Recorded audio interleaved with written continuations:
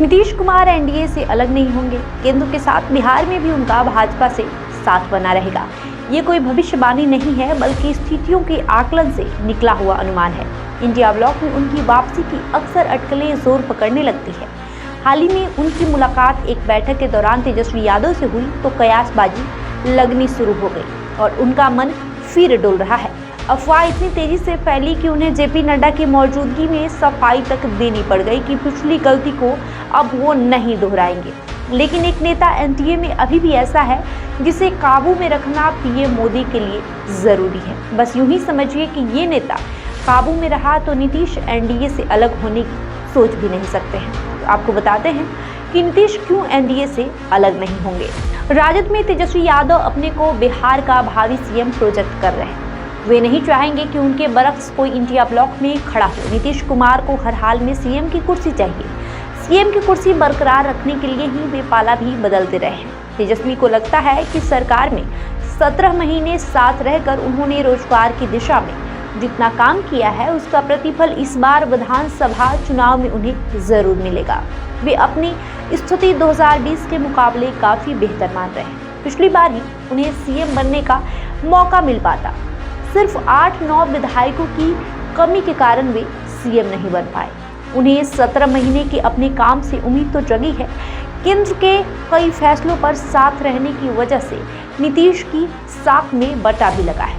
इसलिए वे इस बार कामयाबी के प्रति पहले से अधिक आश्वस्त हैं। ऐसे में वे नीतीश कुमार को क्यों तरजीह देंगे। नीतीश कुमार भी इंडिया ब्लॉक में जाकर नंबर 2 का रुतबा पसंद नहीं करेंगे। और रही बात एनडीए की, तो यहाँ वे ज्यादा कंफर्ट फील कर रहे हैं। भाजपा के केंद्रीय नेतृत्व से लेकर प्रदेश स्तरीय नेताओं तक को नीतीश की मातहती कबूल है।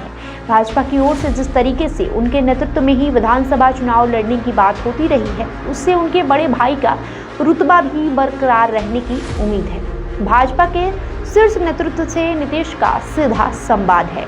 इंडिया ब्लॉक में रहकर वे देख चुके हैं कि राहुल गांधी और सोनिया गांधी से मुलाकात के लिए भी उन्हें चिरौरी करनी पड़ती थी। कम से कम भाजपा के साथ तो ये बात नहीं है। यानी नीतीश की एनडीए में उपेक्षा भी नहीं हो रही है।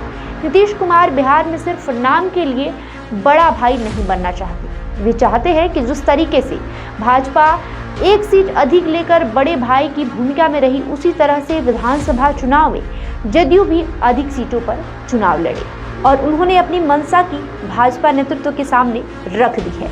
जदयू इस बार 120 से 130 सीटों पर चुनाव लड़ना चाहता है। सीटों को बंटवारा लोकसभा चुनाव में भाजपा ने किया था। इस बार विधानसभा चुनाव में नीतीश इसे खुद अपने हाथ में लेना चाहते हैं। यानी कि वे तय करेंगे कि जदयू कितनी सीटों पर चुनाव लड़ेगा। जदयू का मानना है कि उसका समझौता भाजपा के साथ है, इसलिए बाकी सहयोगी दलों को भाजपा संभाले।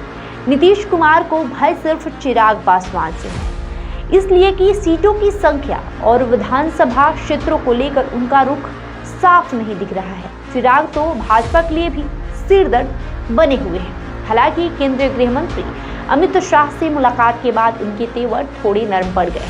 अब वे गठबंधन में ही रहकर चुनाव लड़ने की बात कहने लगे हैं। पीएम मोदी के कसीदे पढ़ना शुरू कर दिए हैं। उन्हें मोदी विजनरी लग रहे हैं। वैसे भी चिराग को संभालने का जिम्मा नीतीश कुमार ने भाजपा पर ही छोड़ दिया है। उपेंद्र कुशवाहा से नीतीश को कोई भय नहीं, लेकिन जदयू को उपेंद्र कुशवाहा का एकला चलो से ऐतराज जरूर है। जदयू के एमएलसी भगवान सिंह कुशवाहा ने कहा भी है कि उन्हें अकेले बिहार यात्रा का प्लान नहीं बनाना चाहिए था। बहरहाल आपका इस खबर को लेकर क्या राय है, हमें कमेंट करके जरूर बताएं। साथ ही इस वीडियो को लाइक करें, शेयर करें, हमारे यूट्यूब चैनल को सब्सक्राइब करें। धन्यवाद।